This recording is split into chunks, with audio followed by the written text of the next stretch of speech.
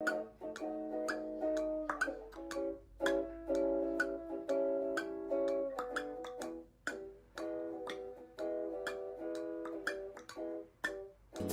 used to be hard for this family to run and play in their yard.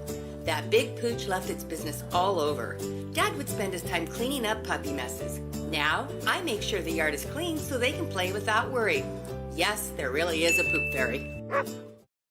The Frida's Cleaning Service is a small family-owned business established in 2003. With over 17 years of professional, high-quality, and greatly satisfied service, the Frida's Cleaning Service will get the job done. Specializing in sanitizing your home, business, post-construction, and commercial cleaning, no job's too big or small.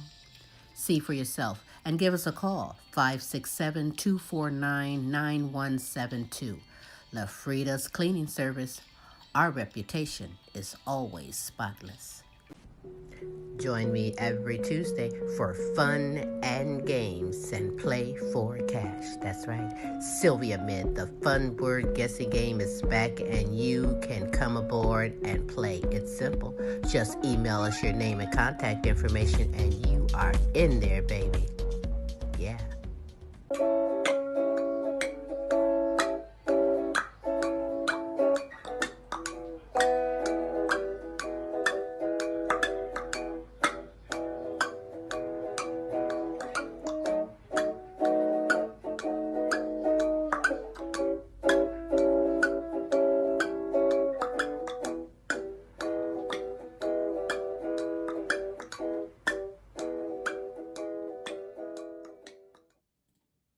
Hey, it is Smooth Tim and Larry E. And thank you for dropping in on another hump day on Tim's Tidbits.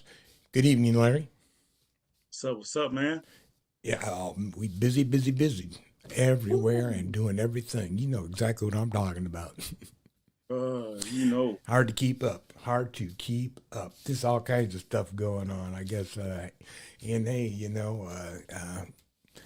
I see that the Republican convention's down to like about 4 people. They're going to be speaking tonight at 8. So that should be like real interesting. They're still about 5 minutes. Still willing to go up against Trump. And then, DeSantis, Haley, and Ramaswamy, or whatever his name is. Ramaswamy and shit. And Chris Christie. But hey, Christie's kind of like, he's lagging behind. Well, that should be just about as entertaining as watching paint dry. Yeah. But anyhow, hey, you do know, and let's move on to that. Speaking of what's going on in the government, real quickly, let's look at our boy. We said that this was going to happen, that Santos was going to be on his way out, right? Yep. Yep. Well, so with that, Santos is now a former member of Congress. He is the 6th member of the House to be expelled in all of American history. Here are the other 5. You could add Santos to this list. And just think about the gravity of what it took to expel these members in the past. These 3, you see in the top row here, all 1861. That was the start of the Civil War. Each one of them took up arms for the Confederacy. They were expelled from the House. Michael Myers from Pennsylvania in 1980. He had been snared in the FBI sting operation known as Abscam, accepted a $50,000 bribe, refused to resign his seat. He was expelled. And then in 2002, James Traficant from Ohio, colorful member of Congress. He had been convicted of multiple federal corruption charges in the spring of 2002. In the summer of 2002, the House voted 420-1 to expel him. So those are the 5 who this has happened to before. Santos becomes the 6th. There are a few others in history who have faced expulsion votes but haven't actually been expelled. Santos was hoping to join this company today, but it is this list instead that he joins. 6 in American history. You just saw the 6th moments ago.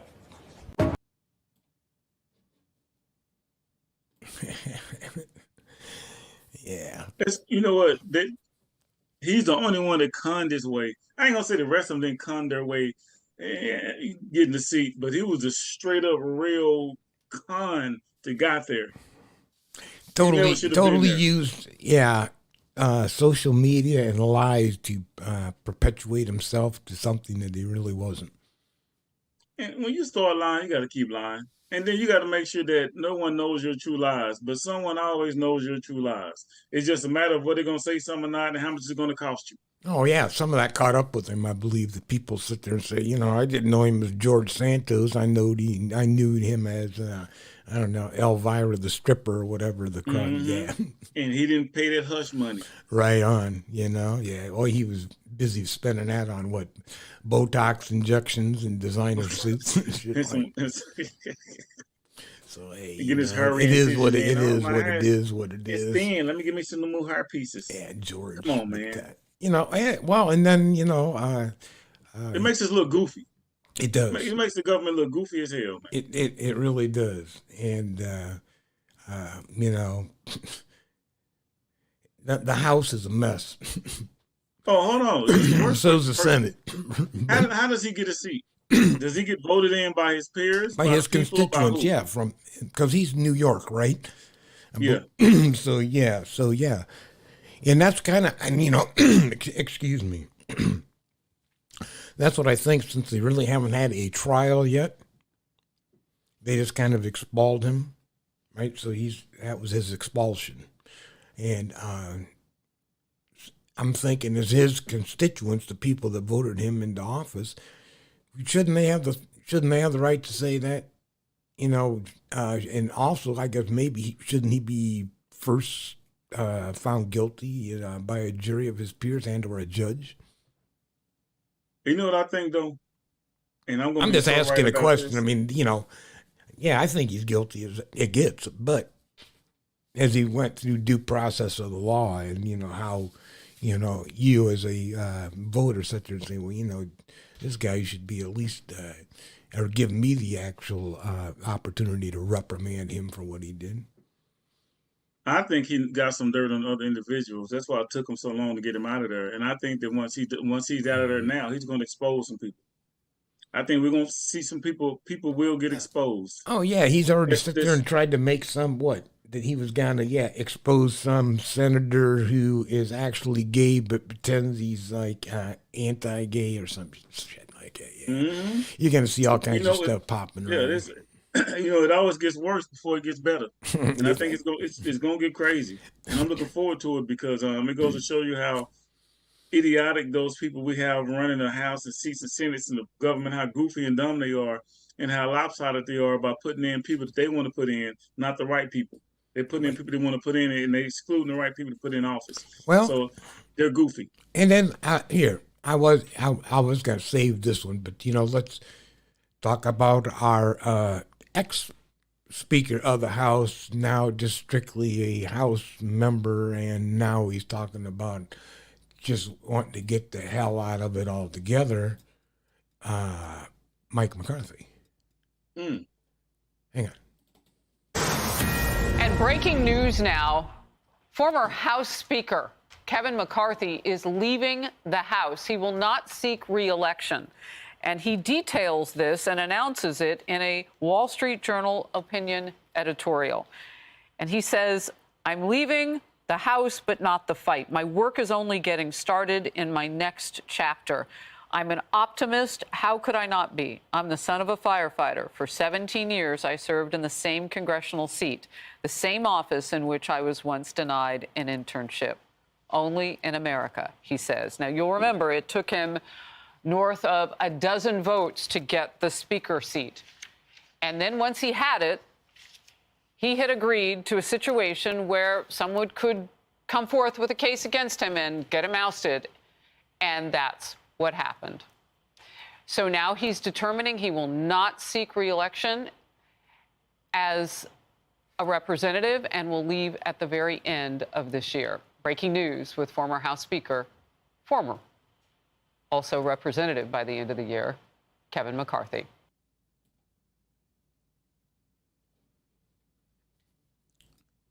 Yeah, my apologies. Kevin McCarthy. I think I said Michael. Kevin McCarthy. Yeah. Okay, so. Get him out of there. Get somebody else. Maybe they can do a better job than what he did, Well, I mean, And he's the one that put himself out there to be, kind of the little puppet on the string, so to speak, of the Freedom Caucus, because that's who made the dirty deal with him that if we don't like anything that you do, we have the right to have you removed as speaker.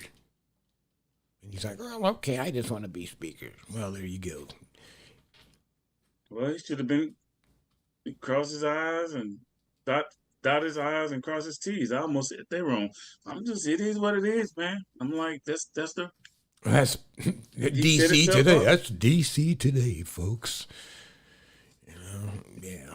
Set himself up. So I guess he did the best he could do. So it is what I'm like, everything happens for a reason. He can start over. I guess he got his and he was in there and made the moves he had to make, but nothing lasts forever. So I don't feel sorry for any kind of politician or anybody in the House or the Senate. I don't feel sorry for now one of them when anything happened to them, when it comes to them getting put out or whatever, vetoed the rule out or whatever, or getting whatever they do to them. I don't feel sorry for them. They get incarcerated or well because they just got caught. If they got dirty laundry, they get expelled. Yeah, they finally got caught. And all the dirty dealings they've done, they don't do anything for the real people, so I don't feel sorry for them. Man, somebody else in. Anyhow, you know who you should feel sorry for coming up, and Rudy Giuliani. I mean, just because he made some remarks about people, and now he's in liability, getting sued for libel. Oh, they're always picking. Anyhow, coming up this coming Monday, actually, Rudy's got some court he's got to attend, and let's see what the heck is going on here. So this all goes back to the lawsuit brought by the election workers, Ruby Freeman and her daughter, Shay Moss. One of the really outrageous claims that former New York City Mayor Rudy Giuliani had made about the pair was that they were passing what turned out to be a ginger mint. He alleged it was a USB drive and said they were passing it like it was a vial of crack. So among the many claims, that's one of them. And what they're seeking here is the damages for the impact that had on their life. We saw some really dramatic testimony during the January 6th committee's presentation that showed how they were afraid to go everywhere and receiving all of these threats from Trump supporters as a result of these false claims against them. So as it stands right now, Rudy Giuliani has already been found civilly liable for this because he failed to comply with all of the discovery obligations. In this case, a judge declared that he was found civilly liable. So really, this trial that begins next week, this jury trial, is solely about how much damages Rudy Giuliani will ultimately have to pay out as a result of the words that he said against this pair. So right now, Rudy Giuliani would like to move this to a bench trial, but the judge said that that's just not on the table and that he's had notification for 2 years almost that this was going to be a jury trial and that her decision finding him liable didn't change any of this. And he's been on notice since late August when she made that declaration that this was going to be a jury trial and a jury was ultimately going to be deciding how much exactly he'll be forced to pay in connection with this case, Chris. We're almost out of time, but how complicated is this expected to be? Could this be a long trial? Is it something that's expected to be fairly concise? Really pretty quick. When it begins, they expect it to take about 4 days. Jury selection could take a couple of days extra, but it'll be a relatively quick turnaround. It'll ultimately be up to the jury to decide whether they'll give up to $15 million to $43 million is what the plaintiffs are seeking here. So this will really be all up to the jury, Chris.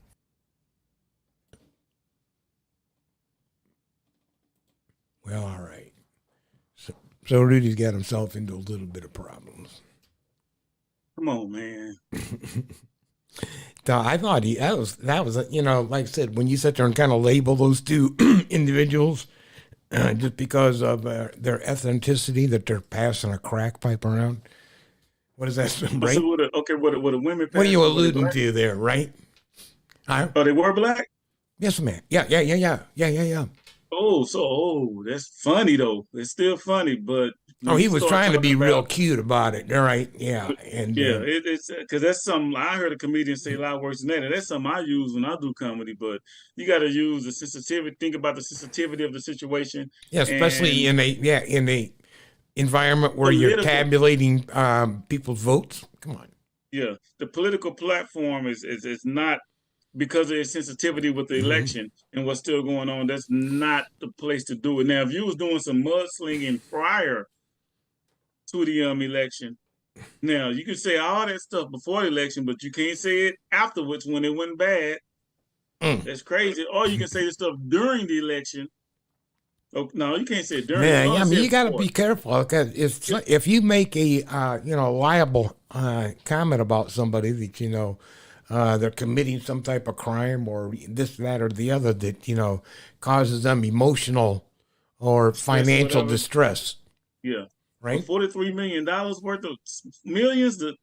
Because this is America now. They suing for everything. I can sue emotional you right distress, now. Larry. It's emotional distress. I can sue you right now because you got on that black beanie. I'm like, what you white man wearing a black beanie? I can sue you for that if I wanted to. Hey, this is a Scottish cap, eh? It's Scottish? Oh, now it's Scottish. So I'm trying to sue you. Now you're going to change to Scottish. Yeah, come on. No, that's beanie. See, that comes from my countrymen way back. We had to keep our head warm. We was bald and stuff. I'm saying people sue for everything. You can sue me for being on your show with a bald head. Like, Larry, you need to have hair. If you ain't got no hair, I'm gonna sue you for not having hair on my show. That's insane. But we should get him the G Award, the Goofy Award. We should make up a new award for our show: Asshole of the Week and the G Award, the Goofy Award.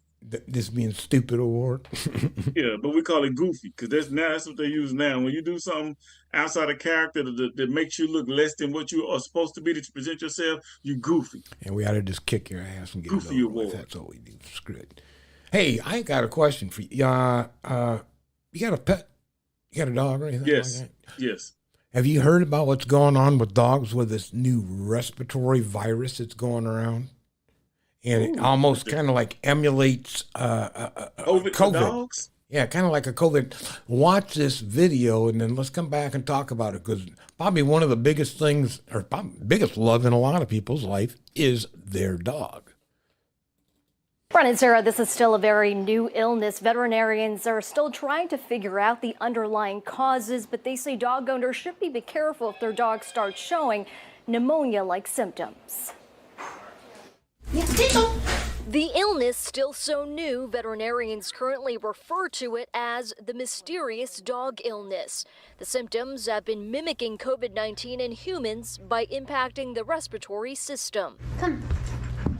Dr. Samantha Guida at Piper Veterinary Hospital in Middletown explains how it is transmitted. It's spread through direct dog-to-dog contact. And even if dogs aren't contacting each other, if they have their respiratory droplets from coughing or sneezing and that's in the environment and another dog comes along, they could catch it. Symptoms include coughing, sneezing, eye or nasal discharge, fever, and in serious cases, labored breathing. Similar to a kennel cough, this illness can become deadly while resisting standard therapy like antibiotics. Dr. Guida has this advice for dog owners. Consult your veterinarian, have them seen, and most importantly, keep them isolated from other dogs. Public places like dog parks have become worrisome.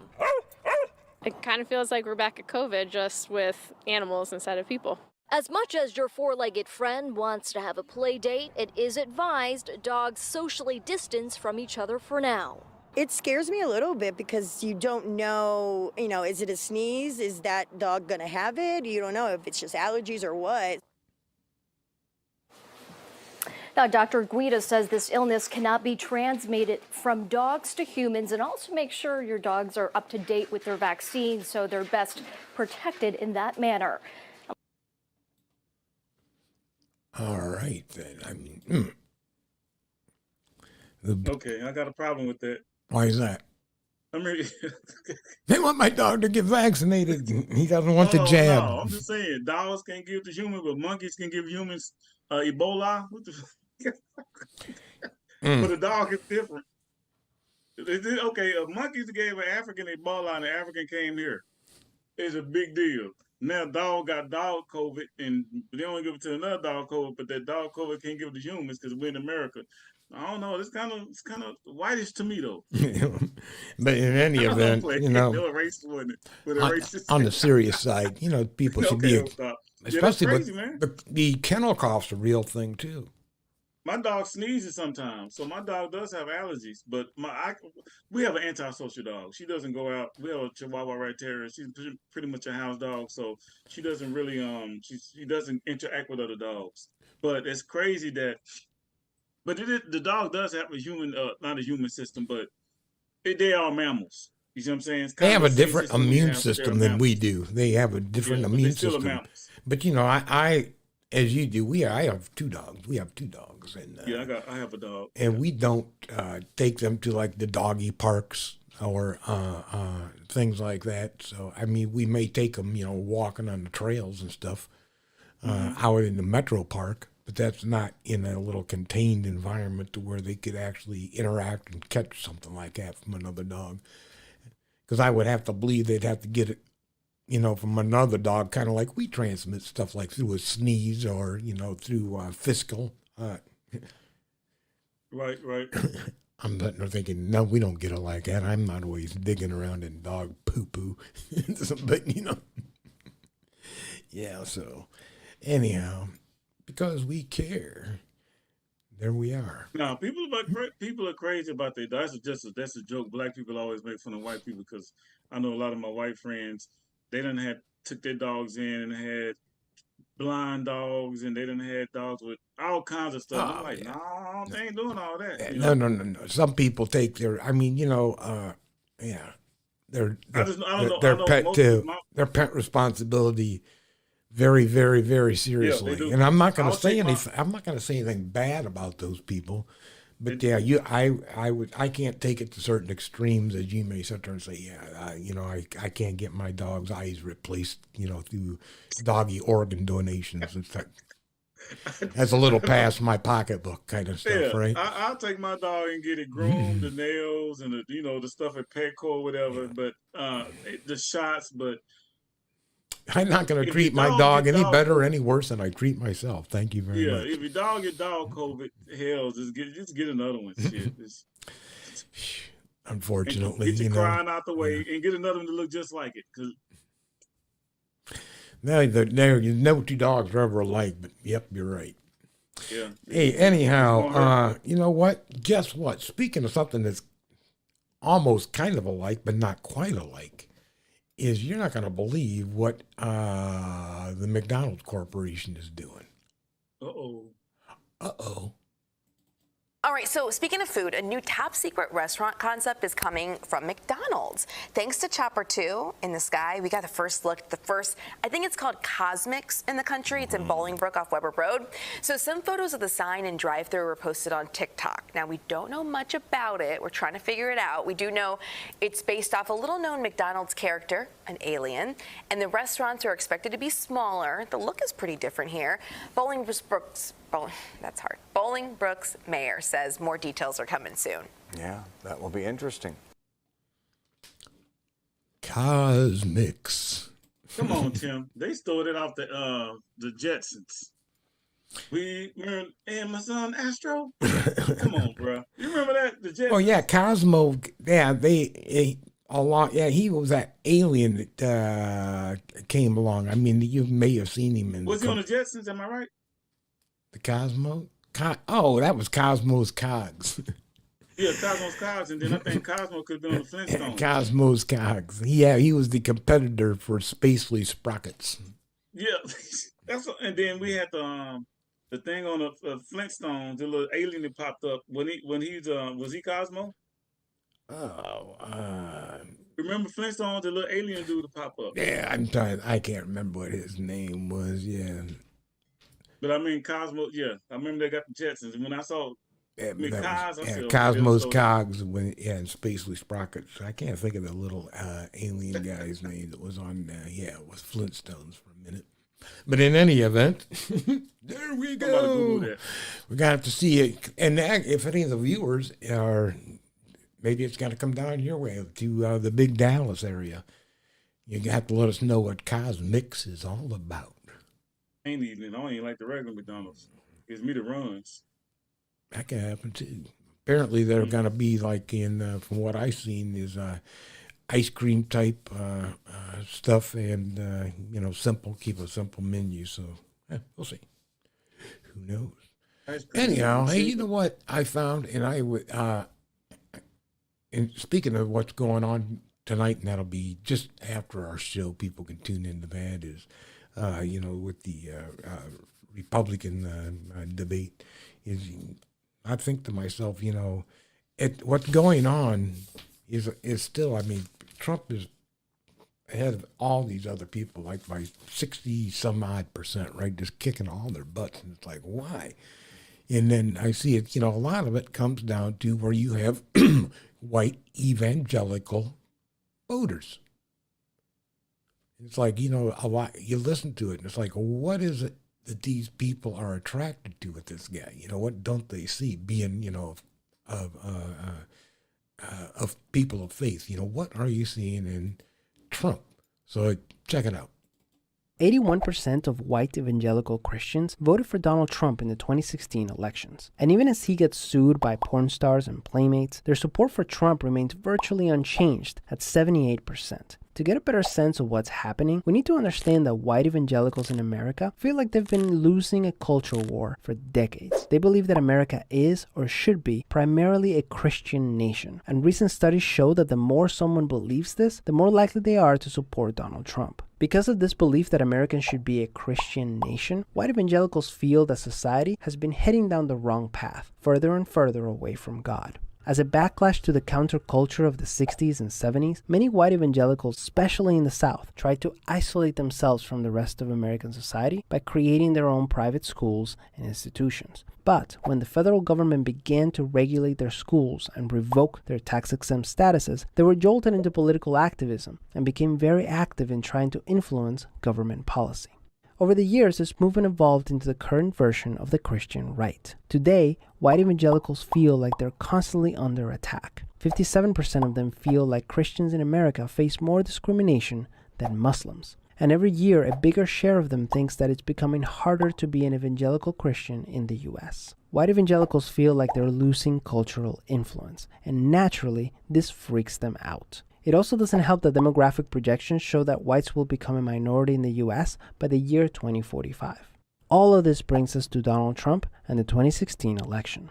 2016 was the first presidential election where white Christians found themselves clearly in the demographic minority, with 43% of total voters, down from 54% in 2008. As a result, many evangelicals saw this election as possibly their last chance to influence American culture through Supreme Court nominations and long-term conservative legislation. Simply put, evangelicals see Donald Trump as a means to an end. If Trump can help them regain some of their lost cultural influence, in return, evangelicals will defend or ignore his moral failings. Many white evangelicals believe that Trump is an instrument in God's plan, even if he's not particularly religious himself. So what can you do?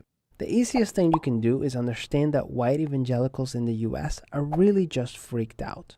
They're mostly supporting Trump out of fear of being irrelevant in a fast-changing society. Their support for Trump will not drop until the root cause of that fear is addressed. What we can do is continue to lead by example with values like helping the poor and loving our neighbors, and hopefully our example can build enough common ground to help reduce this collective fear. Fighting against the changing world is a losing battle, and society is only going to get more diverse. At the end of the day, we can all help move society forward without compromising our values. Peace.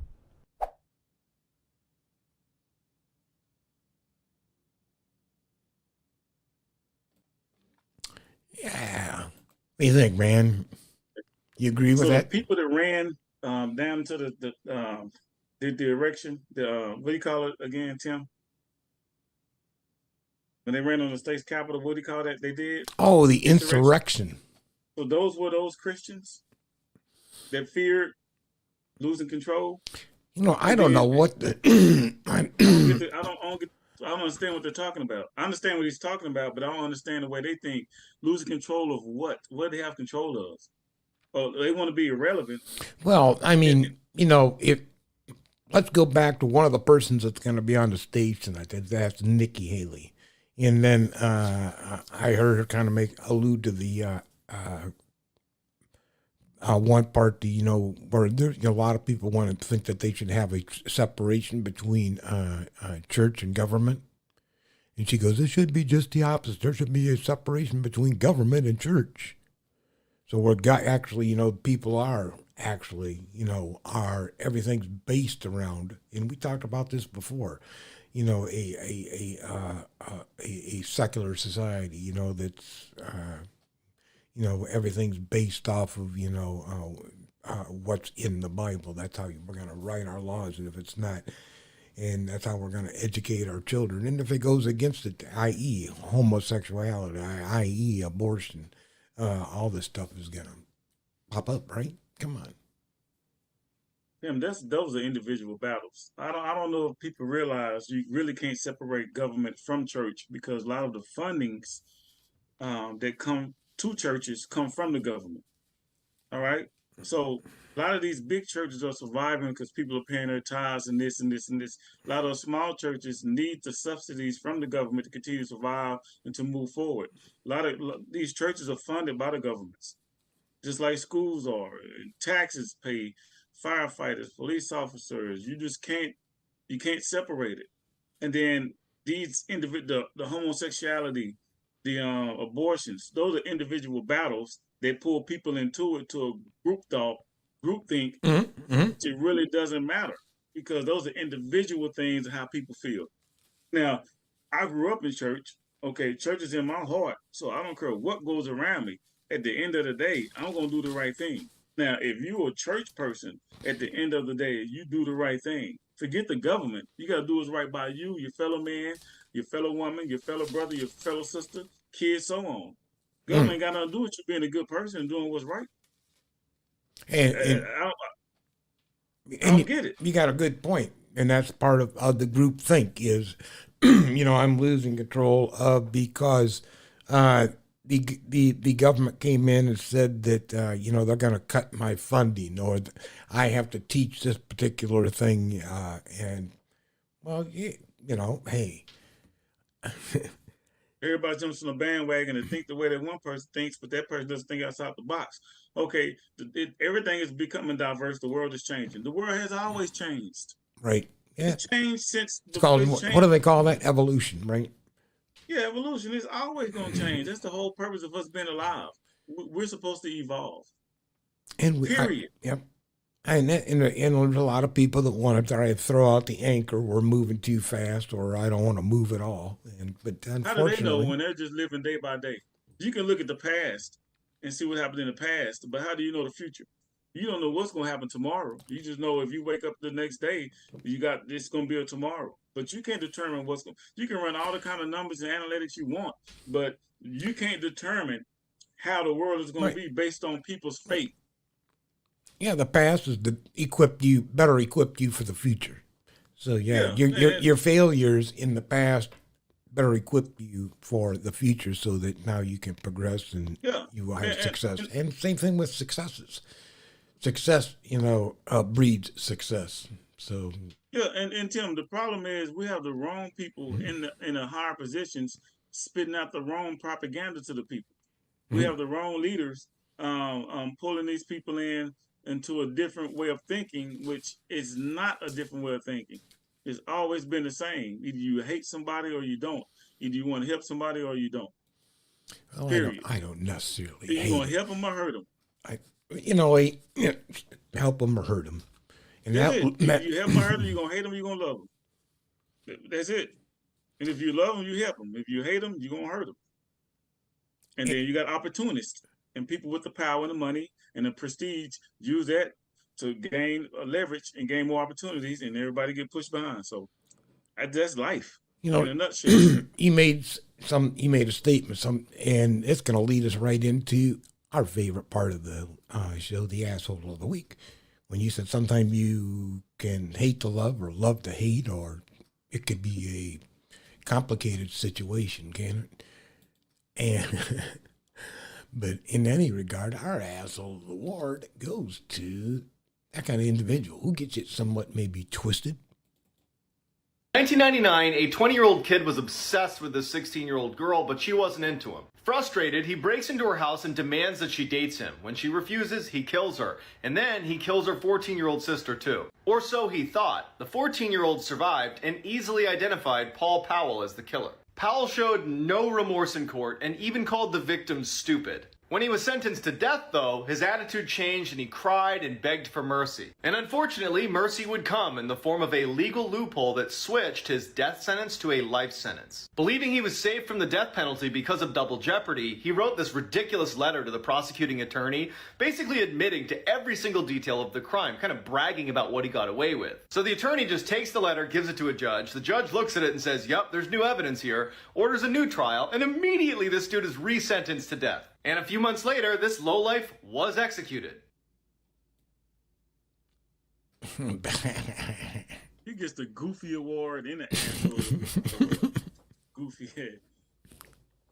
I'm like, double jeopardy is not bad. You can't get trial for the same crime. Right. You can't be convicted twice for the same crime. Correct. He basically submitted new evidence. Correct, and which allowed the prosecutor the ability to reopen the case on a greater charge. You're the one that gave him the information. Here's how I did it. Here's how I got away with it. Oops. Man, he must be from Ohio. He must be. He must be. Or boy, you're down there from South Texas somewhere, aren't you? I hope he ain't from Texas. He goofy. That's He's got to be. He's got to be a Longhorn, right? It's wrong for him killing killing that lady like that, female like that, and it's wrong for him to attempt to kill other one. But he deserves what he got. I don't really. Let me take that back. I really don't believe another man should kill another man, only or woman or whatever, only unless you're protecting yourself and protecting someone else, and it occurs. Oh yeah. But he was a straight up cunt, an asshole, a dick, idiot, a blowjob, and he need all the above. All the above. Anyhow, hey man, Larry, I'll go first. And hey, we've got all kinds of stuff going on around here, and you've seen that with the government, with people quitting here. We've lost, a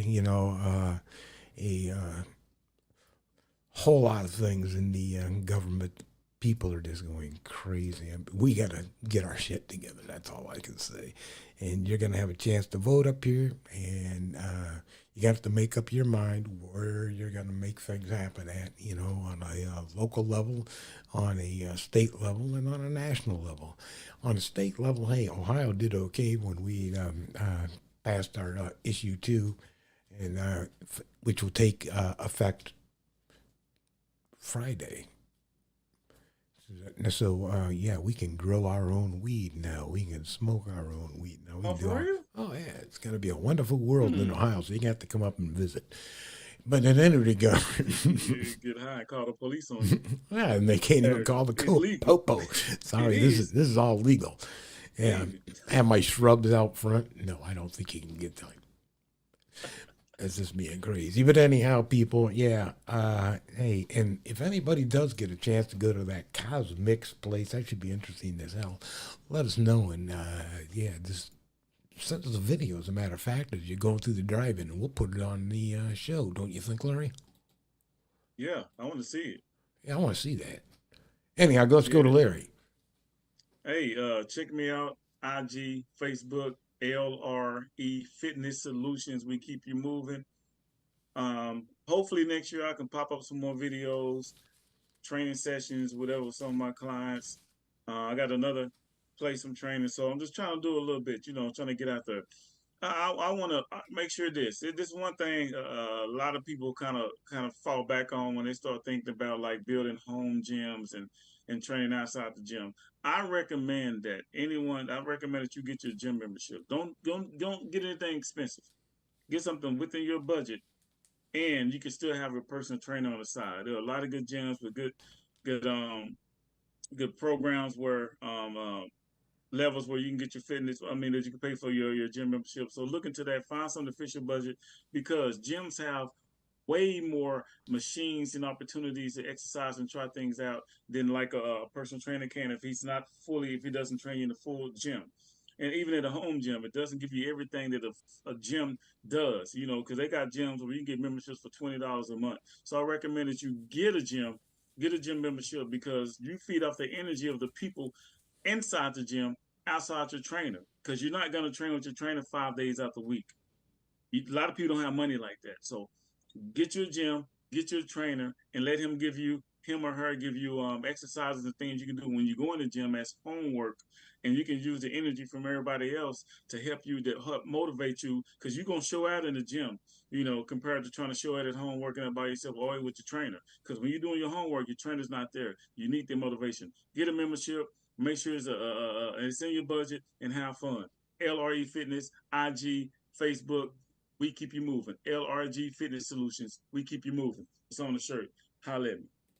There we are, man. Hey, in any regards, cool. We got to get out of here. It's time to bust out of here as we can watch the puppets do their thing on TV this evening. So until next week, everybody, we out of here, and peace, man. Bye.